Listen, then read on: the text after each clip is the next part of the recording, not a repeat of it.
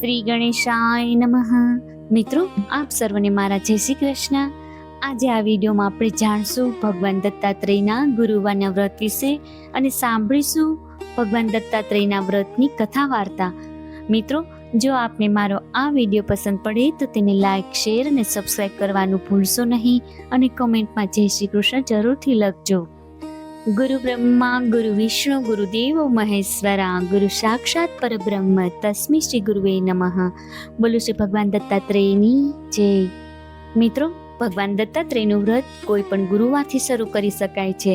આ દિવસે ભગવાન દત્તાત્રેયની પૂજા, આરાધના અને ધ્યાન કરાય છે.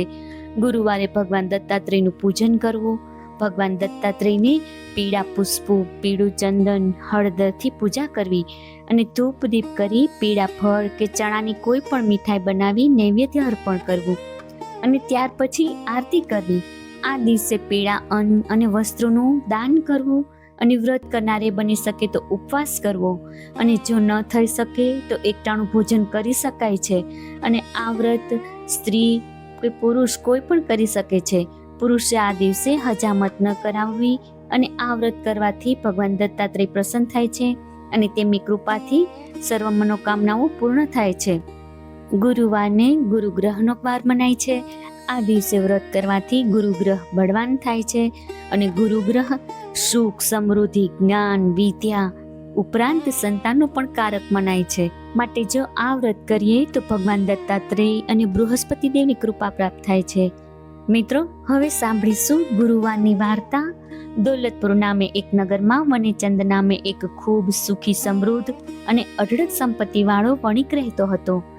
અન્નના કોઠાર ભર્યા હતા, પણ શેર માટેની ખોટ હતી. બધા સુખ હતા, પણ એક સંતાન સુખના અભાવે બધું ઝેર સમાન થઈ ગયું હતું. શેઠ વનેચંદની દેશ પરદેશમાં શાખ હતી. એ વેપાર ધંધામાં એટલો ગળાડૂબ રહેતો કે પ્રભુને યાદ કરવા પણ તેને ફુરસત ન હતી. શેઠાણીનું નામ જીવકોર હતું. તે પણ રાજરાણી જેવા વૈભવમાં રચીપચી રહેતી. ઘરેણાનો ઠઠારો કરતી ને હિંડોળા ખાટે ઝૂલતી. શેઠ કે શેઠાણી પાસે પ્રભુ સ્મરણ માટે સમય ન હતો, એમ કહો કે ઈચ્છા પણ ન હતી. શેઠ શેઠાણી 7 માળની હવેલીમાં સુખ ચેનથી જીવન વિતાવતા હતા. સંતાનની ઈચ્છા ઘણી વાર થતી, પણ એ માટે ધર્મ, ધ્યાન, જપ, તપ કે વ્રત કરવાની ઈચ્છા કદી ન થતી. ઉપવાસથી તે બંને અકળાઈ જતા. ગુરુવારનો પવિત્ર દિવસ હતો. બપોરના સમયે શેઠ શેઠાણી જમી પરવારીને હિંડોળા ખાતે આરામ કરતા હતા. ત્યાં એક દેદીપ્યમાન સાધુ તેમના આંગણે આવીને ઊભા રહ્યા. ચીપિયો ખખડાવીને અલખ નિરંજન આહલેખ જગાવવા લાગ્યા. સાધુને આવેલો જોઈ હમણાં કાંઈક માગશે એમ વિચારી શેઠે મોં બગાડતા પડખું ફરી ગયા અને જીવકોર શેઠાણી તો એ તરફ નજર પણ ના કરી. ભવ્ય લલાટવાળા સાધુએ ફરીવાર અલખ નિરંજનનો નાદ ગજાવ્યો. ત્યારે શેઠાણીએ પલંગમાં પોઢ્યા જ બૂમ પાડી, તમારે તે કાંઈ ધંધો છે કે નહીં? ખરા બપોરે હાલી નીકળ્યા છો? જોતા નથી કે અમે આરામમાં છીએ? હાલતા થાવ, અત્યારે કોઈ ભીખ આપવા નવરું નથી. આમ કહી જીવકોર શેઠાણી નોકરને બૂમ મારી બારણું બંધ કરી દેવા કહ્યું. જેની સમૃદ્ધિનો સૂર્ય મધ્યાહને તપતો હતો એવા વનેચંદના આંગણે એ દિવસે સાધુ વેશે ખુદ ભગવાન દત્તાત્રેય પધાર્યા હતા અને શેઠ શેઠાણી એમને ઓળખી ન શક્યા અને આંગણે પધારેલા સાધુને ભિક્ષા પણ ના આપી અને અપમાન કરીને કાઢી મૂક્યા. બીજા જ દિવસથી વનેચંદનો સૂર્ય અસ્તાચળ ભણી જવા લાગ્યો. વેપારમાં એક પછી એક કમરતોડ ફટકા પડવા લાગ્યા. દરિયામાં ફરતા વહાણો ડૂબી ગયાના સમાચાર આવ્યા અને જોતજોતામાં તો માથે દેવાનો ડુંગર ખડકાઈ ગયો. 7 માળની હવેલી વેચીને ઝૂંપડામાં રહેવા જવું પડ્યું. ત્યાં રાચરચી લો ને ઘરેણા તો હોય જ ક્યાંથી? અન્નને અને દાંતને વેર થઈ ગયા. ઊંચી ગાદીએ બેસનાર શેઠ વનેચંદ મજૂરી કરવા લાગ્યા. દારૂણ દુઃખમાં દિવસો માંડ માંડ પસાર થાય છે. એક દિવસની વાત છે. એ જ સાધુ શેઠના ઝૂંપડે આવ્યા અને અલખ નિરંજન કહીને ઊભા રહ્યા. જીવકોર શેઠાણીને અવાજ જાણીતો લાગ્યો, પણ ઓળખાણ ન પડી. ગડગડ આવાજે બોલ્યા, મહારાજ, જ્યારે ઘરમાં અન્નના 32 ભંડાર ભર્યા હતા ત્યારે ન આવ્યા અને આજે ઘરમાં ખાવા ધાન નથી ત્યારે આવ્યા.